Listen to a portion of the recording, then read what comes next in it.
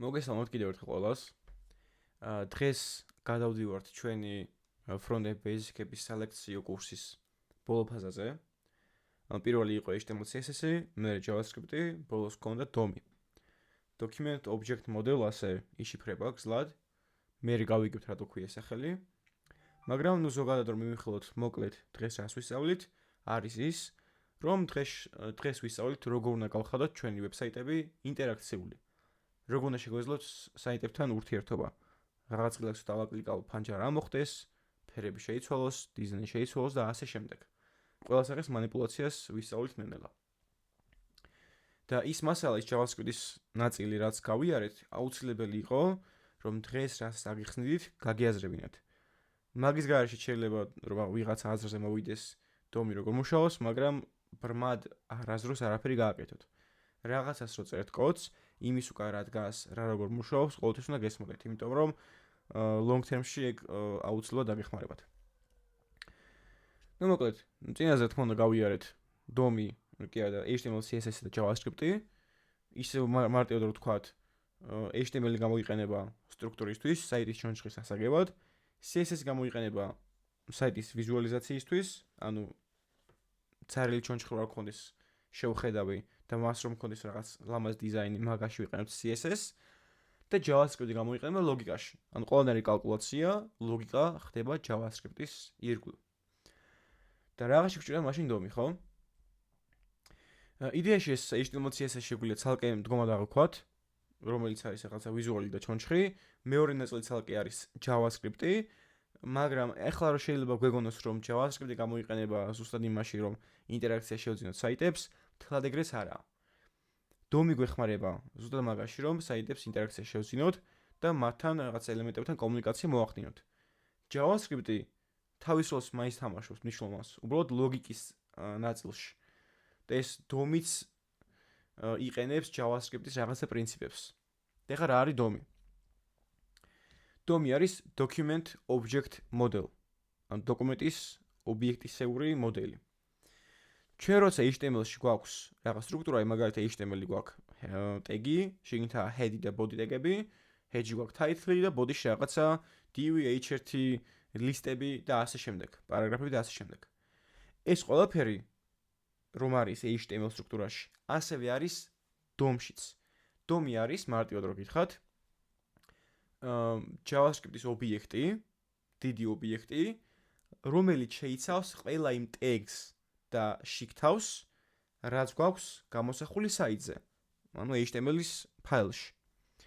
ანუ მაგალითად ეს DOM3, DOM-ის ხეს უწოდებენ, ასე ვთქვათ, სტრუქტურას, დიდი ობიექტია, სადაც არის ყველა ის ტეგები და მათი შიგთავსი, რაც გვაქვს HTML-ში.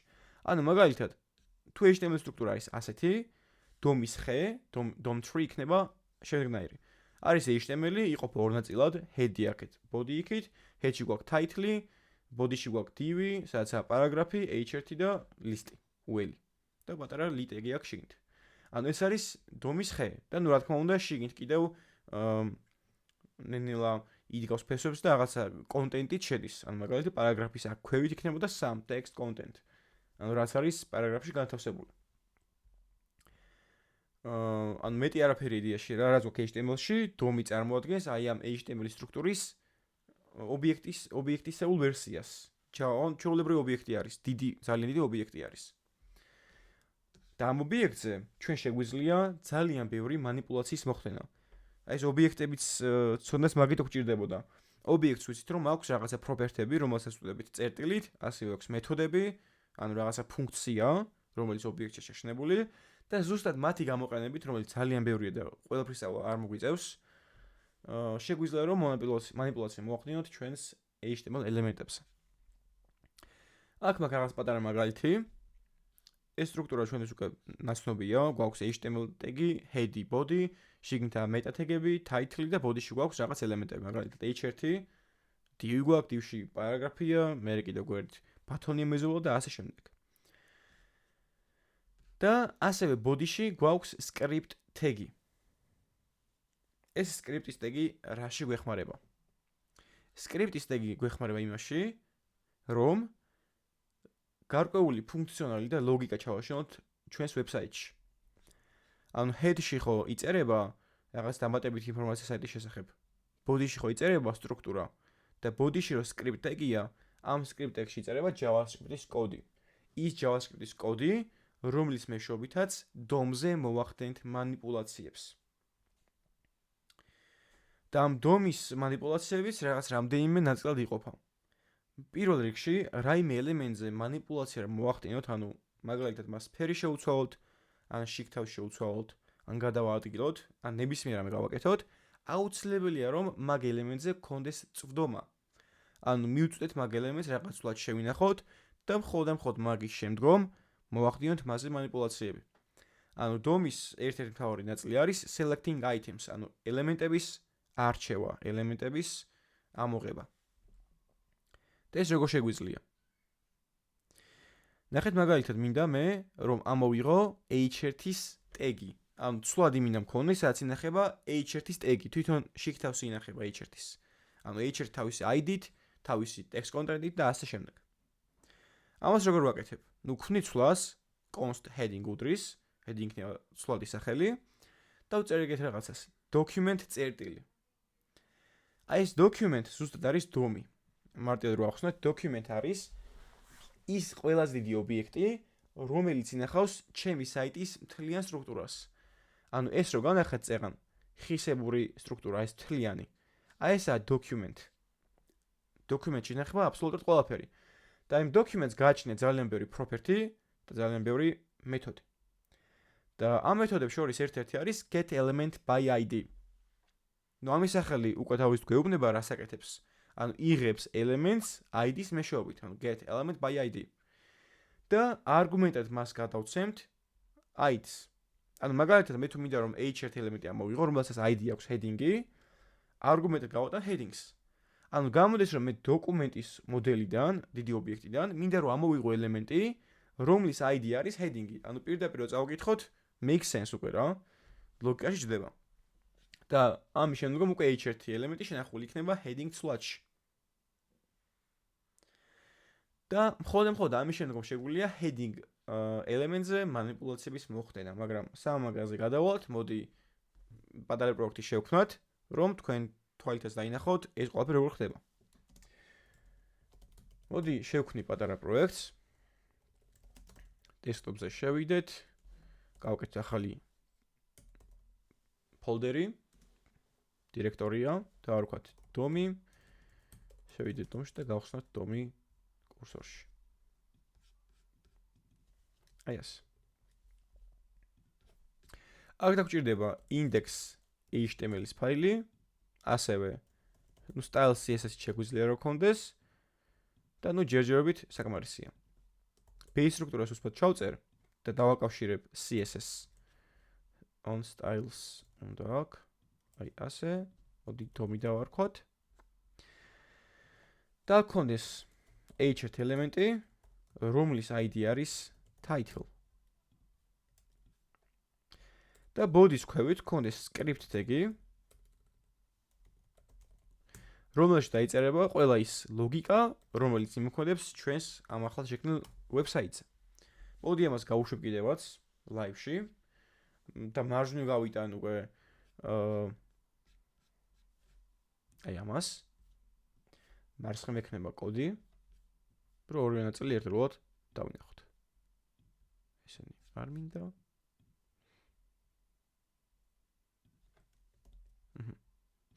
ოკეი. კონსოლს გავხსნი, იმიტომ რომ ბრაუზერში ეშვება ეს საიტი და ბრაუზერის კონსოლში გამოჩნდება ყველა ის მნიშვნელობა, რასაც დავაკონსოლებთ, ამიტომ აქ იქნება კონსოლი ვახსნილი. ოკეი. და ეხლა ჩემი მიზანი არის, რომ ეს h1, რომლის ID არის title, ამოვიღო და შევინახო რაიმე ცვლადში.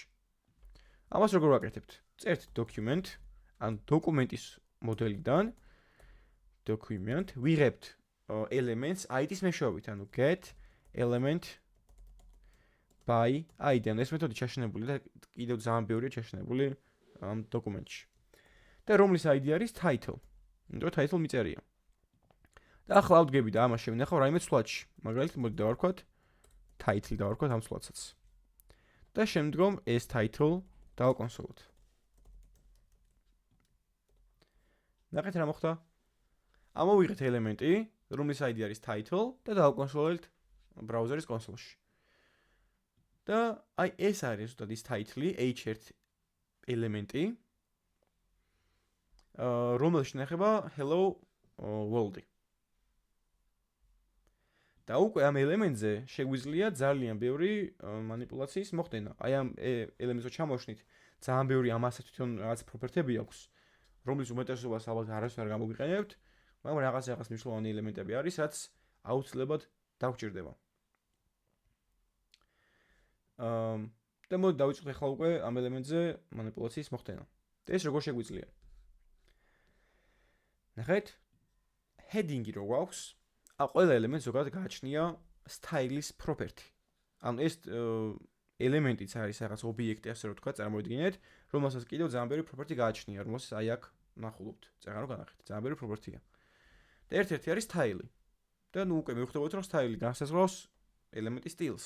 ანუ მე შემიძლია ავდგე, ელემენტი ავიღო, მის სტილის ობიექტში ჩავიქექო და შევუცვალო ფერი მაგალითად და მივანიჭო purple. ანუ heading წერტილი style წერტილი color ცვლის ფერს. წვდება ფერს და მე რო ცვლით უკვე. Title წერტილი style property ჯერ წერტილი color უდრის reds წითელს. და როგორც ხედავთ, ჩვენი h1 ელემენტი გახდა წითელი. ყველანაირი CSS-ის გამოყენების გარეშე. ანუ ჩვენ DOM-დან გავაკეთეთ ეს ყოველივე. CSS-ი არ დაგჭირებია.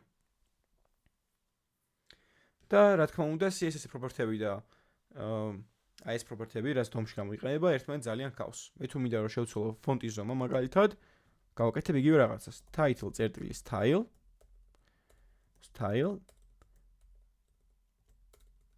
წერტილი font size უდრის 100 პიქსელს მაგალითად. და ჩვენი ტექსტი გაიზრდება. უბრალოდ ერთ-ერთი ცვლილება ის არის, რომ თუ CSS-ში font size შეეწერებოდა ტირეთი font size, ანუ CSS-ში ყველა ახალი სიტყვა გამოიყოფა ტირეთი. და JavaScript-ში როგორც ვიცით, გვაქვს camel case მიდგომა. ანუ აქ ტირე კი არ იხმარება, არამედ ყოველი მეორე სიტყვის პირველი ასო დაიწყება დიდი ასოთი. ანუ size-ში s იქნება დიდი ასოთი. და შეგვიძლია რომ გავზარდოთ ფონტის ზომა მაგალითად. შეგვიძლია ასევე margin-ი მივანიჭოთ, ან padding-ი მივანიჭოთ. იგივე ლოგიკით. თუმცა არსებობს კიდევ სხვა გზები იმისა, რომ ელემენტი ამოვიღოთ.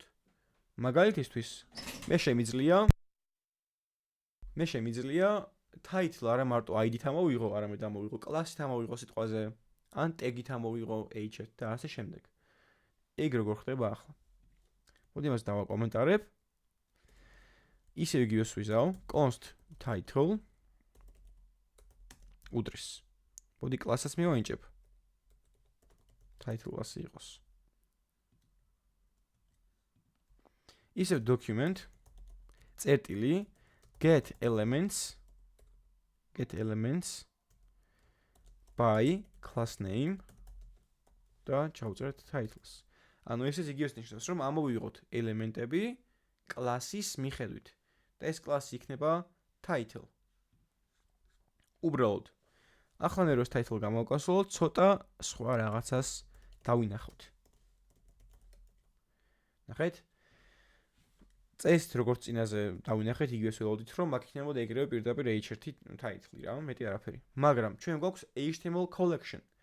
ეს HTML-ის კოლექცია, ანუ HTML-ის რაღაცა სია, ძალიან გავს მასივი სტრუქტურას, უბრალოდ ფლად მასივი არაა. მაგრამ მარტივად რო აღქვათ, არის მასივი, სადაც შედის HTML-ის ელემენტები. და ეს რატო? იმიტომ რომ ნახეთ რა მეთოდი გამოვიყენე, get elements by class name, elements, ანუ ელემენტებს ვიღებთ.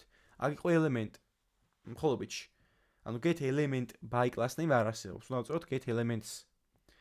და ეს elements იმიტომ არის, რომ და კლასი იმიტომ არის მაინც და მაინც, რომ მე ხომ შეიძლება რომ ძალიან ბევრი ელემენტი მქონდეს, რომელსაც აქვთ ერთი და იგივე კლასი. ხო? ან მაგალითად ბევრი title მოგვს და მინდა რომ ერთიანი დამოვიღო. მაგ შემთხვევაში გამოვიყენებდი get elements by class name. და ერთიანი დამოვიდო და HTML კოლექციაში. მაგრამ მე თუ მინდა რომ მაინც და მაინც h1 ამოვიღო, რაც ამ კოლექციაში ზის. მაშინ მე განა titles უნდა შევუცვალო სტილი. არამედ იმ ელემენტს, რომელიც title კოლექციაშია მენულე ინდექსზე. როგორც მასივში შევწდებოდით. და იგივე შედეგს მივიღებთ. ნუ კიდევ ერთი გზა იმისა რომ ელემენტი ამოვიღოთ არის ის რომ მიმართოთ ტეგით. მაგალითად მე შემიძლია ამოვიღოთ title ტეგის გამოყენებით, ისე document წერტილი get element by tag name ტეგის სახელით რომ ამოვიღოთ და იჩერთი ამოვიღეთ. და აქაც იგივე რა თქმა უნდა. ერთნაირი ტეგის შეიძლება ძალიან ბევრი მქონდეს, ამიტომ მიბრუნდება HTML-ის კოლექცია, collection, ამიტომ manual index-ზე რაც მიზის, მაგას ამოვიღებ და მე უკვე გავსტილო. აი ეს. თუმცა ყველაზე მარტივი და ყველაზე ხშირად გამოყენებადი არის document წერტილი query selector. წერა რაც აღიხსენით get element by id, get elements by class name და get element by tag name. მოდი ამასაც დავწერ კომენტარის სახით. by tag name. არის ცალ-ცალკე მეთოდები, ანუ get element by id მარტო id-ით ამოიღებს, get elements by class name მარტო class-ით ამოიღებს და შესაბამისად get elements by tag name ამოიღებს ტეგის მიხედვით. თუმცა ეს ჩვენი query selector-ი, document წერტილი query selector მეთოდი მუშაობს ყველაფერზე. ანუ არგუმენტად გავატანთ class-საც, id-საც და tag-საც. ანუ მე თუ მინდა რომ class-ით ამოვიღო, დავწერ წერტილი title, იმიტომ რომ class selector-ი არის წერტილი. მე თუ მინდა რომ id-ით ამოვიღო, დავწერ #title, იმიტომ რომ id selector-ი არის hashtag-ი. და მე თუ მინდა რომ ტეგი ამოვიღო, ტეგით ამოვიღო, დავწერ ტეგის სახელს და მოვრჩა. და მივიღებ აბსოლუტურად იგივე შედეგს.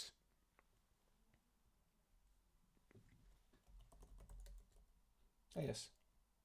ოღონდ მე თუ ნახეთ, query selector-ში ხოლმე class-ი ჩავწერე, მაგრამ HTML collection არ ამოიღო. ამოიღო ჩვეულებრივად ერთი ელემენტი მარტო. console log title, ნახეთ, აი ეს title-ი ერთი ელემენტია მარტო. იმიტომ რომ query selector-ი ყოველთვის იღებს მხოლოდ ერთ ელემენტს და არა ბევრს, გინდას კლასი მიეცით.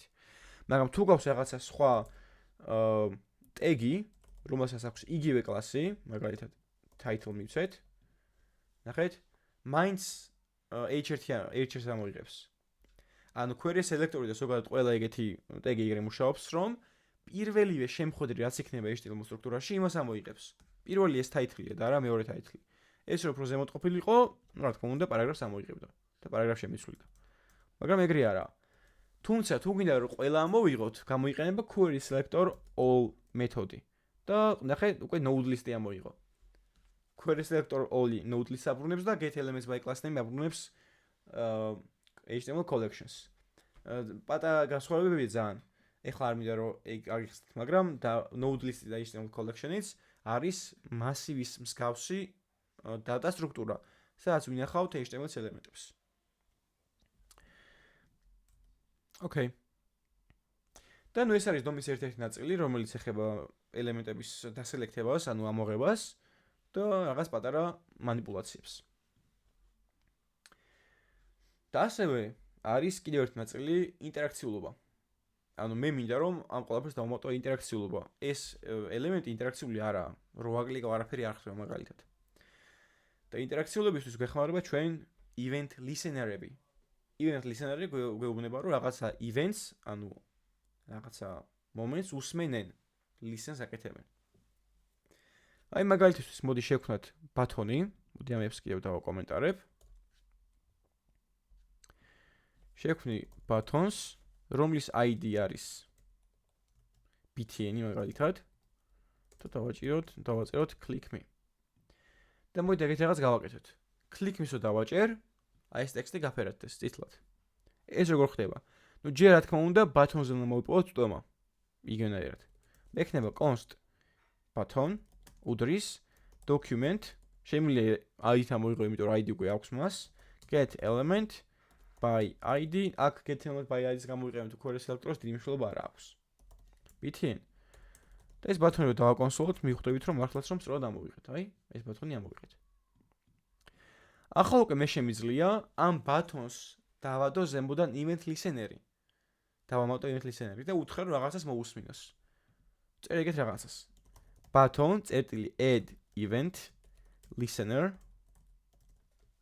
ანუ მე ბათონს დავადე ზემოდან event listener-ი და ეხლა უნდა უთხრა რომ კლიკის შემთხვევაში, ანუ როცა ამ ბათონს დაეკლიკება, რაღაც გარკვეული ფუნქციონალი მოხდეს. ანუ ამ add event listener მეთოდს გადაეცემა ორი არგუმენტი. პირველი არის event-ი, ანუ რას უნდა მოусმინოს? უნდა მოусმინოს clicks, ანუ clicks ელოდება და მეორე არის ის ფუნქცია, რომელიც შესრულდება დაკლიკების შემდგომ. ესა error ფუნქცია იყოს, შეგიძლიათ იყოს ფუნქციის დეკლარაცია, მნიშვნელობა არ აქვს, მაგრამ ყოველთვის ვიყენებთ error ფუნქციას, იმიტომ რომ მოკლე არის სფეროთ. და აქ შემიძლია უბრალოდ დავაკონსოლო button clicked. ეხლა რო ვაჭერ, ნახე დაეწერა button clicked. კი დავაჭირე, მეორე დაეწერა, მესამე, მეოთხე და ასე შემდეგ. და ახლა აკვე ჩემი მიზანი არის, რომ ეს ელემენტიც ამოვიღო, title და გავაწითლო. იგივეს ვიზავ. const title უდრის ამოვიღებ get element by id titles და მე უკვე styles ეს colors და font size მივანიჭებ. ახლა ჩვეულებრივია რომ ვაკლიკებ ჩვენი h1 შეიცვალა. ესა ინტერაქციულობა უკვე. უბრალოდ ჩემი რჩევა იქნება რომ აი ეს title-ის ამოღება დავწეროთ გარეთ და რატომ? მე რო ახლა აქ ვაკლიკებ, ნუ არაფერი არ იცვალა, იმიტომ რომ წითელი არის და ისევ წითელი რო ხდება, ნუ არაფერი არ შეიცვალა, მაგრამ ეს კოდი მაინც ეშვება. ანუ გამოდის, რომ ბატონის ყოველ კლიკზე ჩვენ ვიღებთ ისეთ ელემენტს, რომლის ID არის title. ანუ ყველა დაკლიკებაზე ერთ და იგივე ელემენტს ვიღებთ. რა საჭიროა? ანუ ელემენტი ხო არ იცვლება. ამიტომ მე ერთხელ ამოვიღებ მხოლოდ აი ამ ელემენტს, აი აქ და მასზე მრავალჯერ მოვახდენ მანიპულაციებს. ახლა უკვე ყველა დაკლიკებაზე h1 ელემენტს აღარ ვიღებ. მარტო ერთხელ ვიღებ კოდის გაშვებისას. მე როგორ აღარ. ნუ პატარა პროექტებში პერფორმანსში არ ეთყობა თვალით, რომ რაღაც შენელდა, მაგრამ დიდ კალკულაციებში უკვე დაეთყობა დამიჯერეთ. ოკეი.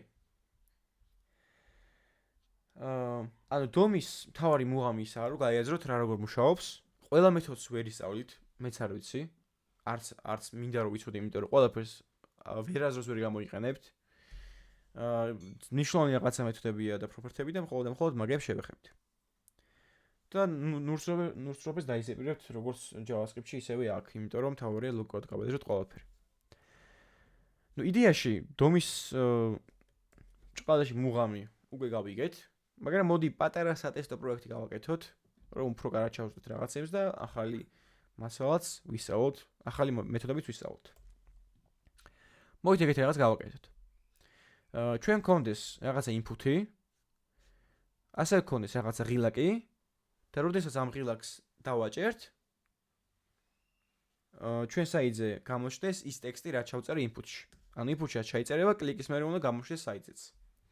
ანუ აქ გვექნება მხოლოდ რა, ერთი input-ი, ჩვეულებრივი text, type text იქნება, ID იქნება input-ი, ასე გვექნება ბატონი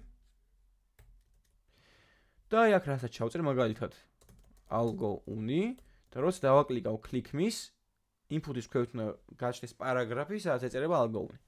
მე კიდე რომ დავაკლიკავ, კიდე უნდა ჩაჟდეს მეორე პარაგრაფი და ასე შემდეგ. ახლა ამას როგორ ვიზავთ? ნუ პირველი ნაწილი ყოველთვის არის რომ ვიწვეთ ელემენტებს, ანუ ელემენტები დავასელექტოთ. ანუ ავიღებ და შევქმნი input-ის სვლაც document get element by id ავიღებ inputs, იგივეს ვიზავ ბატონისთვის, რომ ბატონს დავარქმევ და ხო, ალბათ შენიშნავდით ამ ელემენტებს რო ვიღებ და სვლაში ვინახავ, ყოველთვის const-ით ვქმნი. იმიტომ რომ მე რო ელემენტს ამოვიღებ და სვლაში შევინახავ, ამ სვლაც სხვა მნიშვნელობას აღარ გავუწერ 99%-იანი ალბათობით. ამიტომ const-ში შევინახავ, რომ შემთხვევით რომ შემეცვალოს ერორი დამირყას. ანუ ელემენტებს რო შეინახოთ რა სვლაში, ყოველთვის const-ით შექმნით. ანუ მუდმივად. და ეხლა ჩემი მიზანი არის ბატონს რო დავაკლიკავ, რაღაცა მოხდეს. მოდი ჯერ listener-ი გავწეროთ. ანუ button.add event listener, დავამატოთ listener-ი, რომელიც მოусმენს clicks და როცა დაეკლიკება, გაეშვება აი ეს error ფუნქცია. console log hello world მაგალითად. დავაკლიკე, hello world-ი გაეშვა. და მე ჯერ ვაკლიკავ, იმდე ჯერ ეშვება. მოდით ახლა ოდნავ უფრო გავართულოთ და დავაკონსოლოთ ის მნიშვნელობა, რასაც ჩავწერთ input-ში. აი algo uni მაგალითად. და ეს როგორ ხდება? თუ რადგანაც input-ს ეხება საქმე, ესე იგი input-ზე უნდა ვიმუშაოთ და input-ის რაღაცა პროპერტები დაგვჭირდება. ამიტომ აქ დავაკონსოლებთ input წერტილი values. ანუ მე თუ მინდა გავიგო დომის მეშვეობით რაღაც input-ში რა ტექსტია ჩაწერილი, ვიყენებთ value properties. value არის მნიშვნელობა. ანუ მაინტერესებს input-ში რა მნიშვნელობა არის ჩაწერილი. მოდი ჩავწეროთ ახლა ისევ algouni, დავაკლიკოთ, დაიწერა algouni. ჩავწერე თემო, დავაკლიკე, დაიწერა თემო. ანუ წერტილი value-ი მე მიწვდები ელემენტის input-ის მნიშვნელობას, values. თუ პარაგრაფის მნიშვნელობა მინდა რომ ამოვიღო, მაგისთვის სხვა რამე გამოიყენება, მაგალითად აქ პარაგრაფში რო ჩავიქეკოთ, ასე რომ ვთქვათ. ამას ქონდეს მოდი i-dat output-ი სიტყვაზე, ამოვიღოთ ეს პარაგრაფი. ნახეთ ეს გავაკეთებ. დავაკონსოლებ output-ის text contents. დავაკლიკე, გამოიტან თემო. აქ რო ჩავწერო რაღაც სხვა ტექსტი, დავაკლიკავ x ტექსტი ამოვა. ანუ input-ის მნიშვნელობა რო გავიგო, ვიყენებ წერტილი value properties, ხოლო output-ის მნიშვნელობა რო გავიგო, ანუ ტექსტის შიგთავსის მნიშვნელობა რო გავიგო, პარაგრაფი იქნება ეგ h1 თუ div მნიშვნელობა რა, ვიყენებ text contents. ანუ ეს output-იც ჩათვალით ობიექტია. ობიექტია, რომელიც წარმოადგენს პარაგრაფს. ეს არის ობიექტი, რომელიც წარმოადგენს ღილაკს. ეს არის ობიექტი, რომელიც წარმოადგენს input-ის text. როგორ ვიცით რომ ობიექტია? იმიტომ რომ ნახეთ წერტილით მიმართავთ. ობიექტების property-ებს ხო ვწვდები წერტილით, აი მაგალითად console log person.age. ანუ person-ი არის ობიექტი, age არის property. აქაც output-ი არის ობიექტი, text content არის property. და ეგ ცოდნას გამოგვადგა რაც იმ კვირებში გავიარეთ. და ნუ ეხლა ჩვენი მიზანი არის რომ რასაც აქ ჩავწერ, დაემოტოს ელემენტები ეგ ბათონის ქვევით, ანუ input-ის ქვევით, მნიშვნელობა არ აქვს. ანუ გამოდის რომ მე რო აქ რაღაც ტექსტი ჩავწერო, სიტყვაზე თემო და დავაკლიკო. განა მარტო ტექსტი უნდა ჩავწერო აქ, ანუ ესე კი არ უნდა იყოს რომ უბრალოდ ტექსტი ჩაიწეროს აქ, თემო. არამედ ეს თემა უნდა იყოს პარაგრაფში. ეს. ანუ მე მომიწევს რომ პარაგრაფის, ანუ ტეგი და ყველაფერი შექმნა ნულიდან დომის გამოყენებით. იმიტომ რომ აქ პარაგრაფები არ იქნება და თან არ ვიცი რამდენი პარაგრაფი მქონდეს, იმიტომ რომ შეიძლება 5-ჯერ დააკლიკოს მომხმარებელმა, შეიძლება 10-ჯერ, შეიძლება 1000-ჯერ, შეიძლება საერთოდ არ დააკლიკოს. ამიტომ მე ყოველ კლიკზე მომიწევს ახალი პარაგრაფის შექმნა. და მას როგორ ვაკეთებ? მოდი პარაგრაფს შექმნით, როგორ ვაკეთებ? ჯერ მოდი შევქმნე, მე შევინახავ სლაიდში. ისევ დოკუმენტზე ხდება აქაც მანიპულაცია, წერტილი create element. ანუ მინდა რომ შევქმნე ელემენტი და აი აქ წერ რა ტეგის ელემენტი მინდა რომ შევქმნო. მინდა რომ შევქმნე პარაგრაფი. ანუ პიტექს შევქმნე. ანუ დოკუმენტზე გამოვიძახეთ create element მეთოდი და არგუმენტი გადავაცით ტეგის სახელი, ანუ რა ტეგის შექმნა მინდა. ეს უკვე შემიძლია სულად შევინახო. const new p, ანუ new პარაგრაფი ესე იგი. დავარქვათ მოდი ბოლომდე პარაგრაფი. აი ეს. და მოდი დავაკონსოლებ. console log new paragraph. ნახეთ რომ დავაკლიკე. ახალი პარაგრაფი შეიქმნა. ეს უკვე ჩემი შექმნილია. ჯერ სტრუქტურაში არ არის, ნახეთ, აქ არაფერი არაა. ჯერჯერობით უბრალოდ შექმნილია და მასზე მანიპულაცია შემიძლია. მოდი სანამ და ეხლა შეგვიძლია რომ მას ჩავსვათ აი ამ input-ის მნიშვნელობა. როგორც გითხარით, პარაგრაფების და ტექსტური ელემენტების შიგთავში შესვლა ხდება text content-ით. ანუ new paragraph წერტილი text content წერარო text content გამოვკონსოლეთ, თუ დავწერთ წერტილი text content უდრის, ესე იგი ხდება ახალი მნიშვნელობის მინიჭება. იმიტომ ტოლობა მინიჭებას ნიშნავს პროგრამირებაში. უდრის input-ის values, ანუ იმ მნიშვნელობას, რაც input-ში ჩავწერეთ. ნახეთ და მე უკვე გამოვკონსოლებ ისევ new paragraphs რომ ნახოთ, სწორად მიდივართ თუ არა. ჩავწერე თემო, დავაკლიკე. ნახეთ შევქმნი პარაგრაფი, რომლის სახელია, რომლის კონტენტი არის თემო. და ახლა მე ერთ-ერთი რაღაცა მრჩება, რომ ეს ელემენტი ჩავამატო ამ body text-ში. ახლა მას როგორ ვაკეთებთ? ჯერ უნდა მივწვდეთ body elements, რომ body-ში ჩავამატოთ შიგნით. ნუ შემიძლია body tag-ით ამოვიღო, ანუ ID-ით ამოვიღო, მაგრამ body-ზე წვდომა ბევრად მარტივია, იმიტომ რომ ეგეთ რაღაცას წერთ document წერტილი body. ანუ document წერტილი body პირდაპირ გვაძლევს body-ზე წვდომას. არ აუცილებლად რომ ამოვიღოთ კიდევ ცალკე. და ვიყენებთ ეგეთ მეთოდს წერტილი append child Append child ნიშნავს შვილის დამატება. ანუ ეს პარაგრაფი არის შვილი, რომელიც ემატება მშობლად ბოდიში. და არგუმენტად გადავაცემთ იმ ელემენტს, რომელიც მინდა რომ დავამატო. მე მინდა რომ დავამატო new პარაგრაფი. აი ეს. დავწერე algouni, click-me, დაემატა algouni. ნახეთ, ახალი პარაგრაფი გაჩნდა. ახლა მეორე რაღაცა ჩავწერო. მეორეს დაემატება. აი ეს. და ნუ ჯობია რომ input-ის მნიშვნელობა წაშალოთ ხოლმე ბოლოს, იმიტომ რომ არ კომფორტულია. და ნუ ბოლოში დავწერდით input.value უდრის serial strings. ანუ გავანულოთ ამის values მნიშვნელობას. ნახეთ, დავაკლიკე განულდა და დაემატა. დავაკლიკე განულდა თან დაემატა და ასე შემდეგ. აი ეს. და ნუ შემიძლია ეს ელემენტები გავსტილო. ანუ აქ იდეა შემიძლია რომ სიტყვაზე თითოეულ პარაგრაფს ასად შევქმნი. მივანიჭო ფერი, მივანიჭო ფონტის ზომა, მივანიჭო background color-ი, მივანიჭო padding-ი, margin-ი, border-ი, border radius-ი, text align, text transform-ი და ასე შემდეგ. ძალიან ბევრი რაღაც მივანიჭო. როგორც CSS-დან ვიზავდი. აი, ნუ ასეთი რაღაც select-ს მივიღებთ.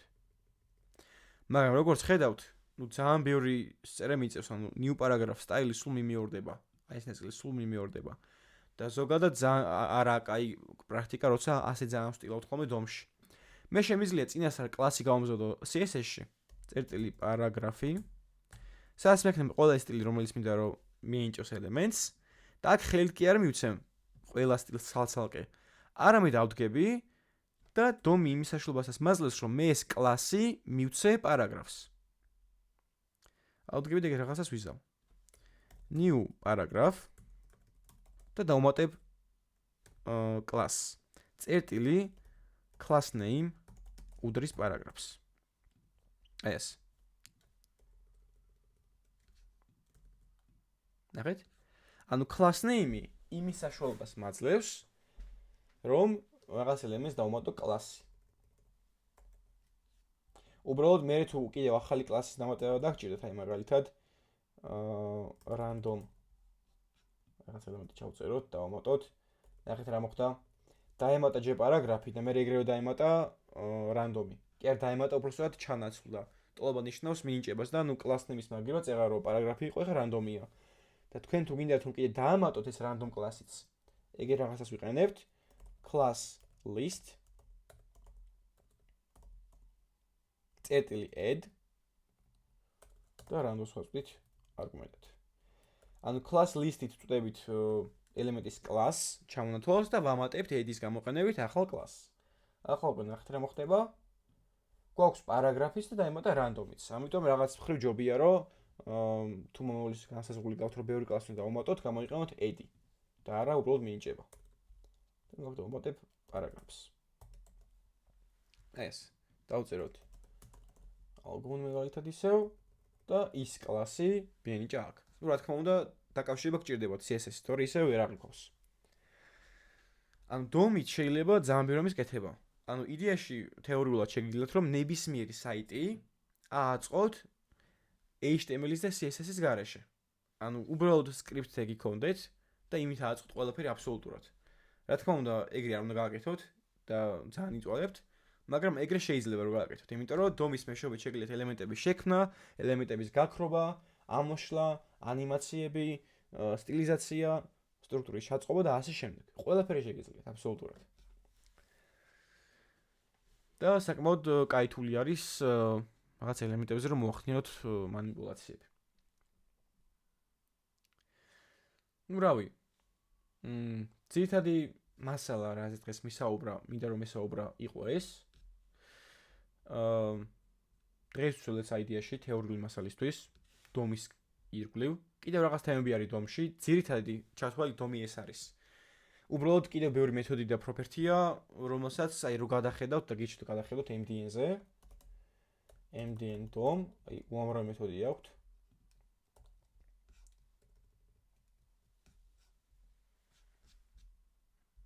აი აქ შეგიძლიათ ჩაუშვდეთ და გადახედოთ DOM-ის მეთოდებს.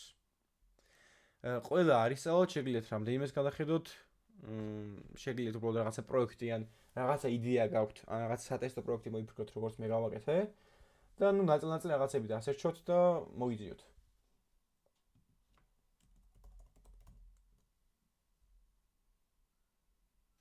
და ეგრე ნელ-ნელა გავუყვებით.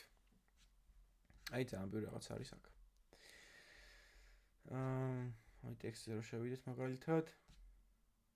აქ ტექსტზე რაღაც მეთოდები იქნება წესით. აქ აღარ მახსოვს. აუ ეკრანი გამომთიშა. ხო. მოკლედ ეგა. დღეს სულ ეს ხო? ახალ ჩატს გამოვთხოვ და გადავალ კითხვის ნაწილზე.